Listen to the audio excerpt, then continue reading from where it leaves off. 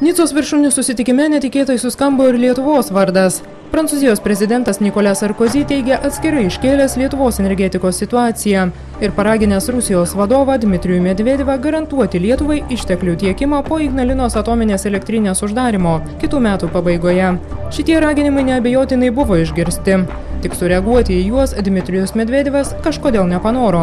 Gal todėl, kad mūsų šalies energetikos situacija savo svarbą toli gražu neprilygo oficialiai Nicos susitikimo darbotvarkei. Dmitrijus Medvedevas ir vėl buvo prašomas nedislokuoti vidutinio nuotolio raketų Iskander prie ES sienų. Il y a eu le discours du président Medvedev à Berlin avec un certain nombre de propositions.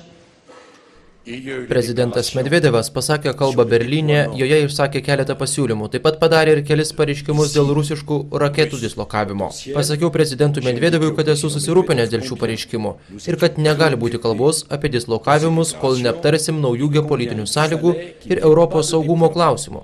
Kaip ES prezidentas pasiūliau susitikti kitų metų viduryje ir sukurti pagrindą Europos saugumui. Mes visi esame to suinteresuoti. Maskvos atsakas į Europos raginimus toli gražu netoks diplomatiškas.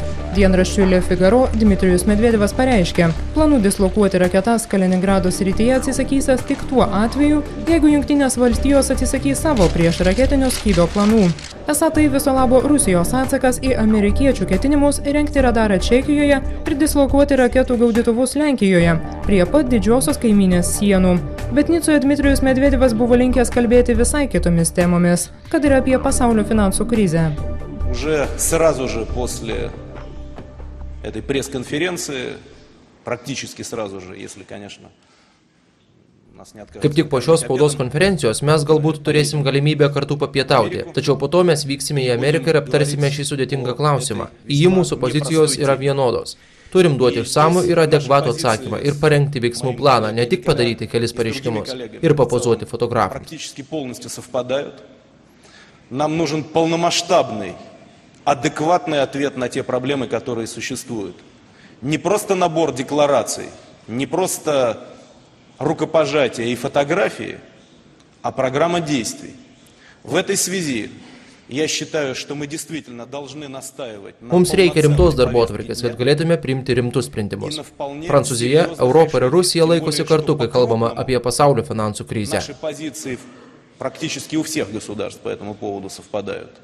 Позиции же Евросоюза, позиции Франции, позиции Российской Федерации по вопросам преодоления глобального кризиса вообще очень близки. Visgi Europa pasiruošusi bendradarbiauti su Rusija. Prie derybos stalo abiejų pusių atstovai susės net nepaisydami skirtingų požiūrių į Pietų Osetijos ir Abchazijos klausimą.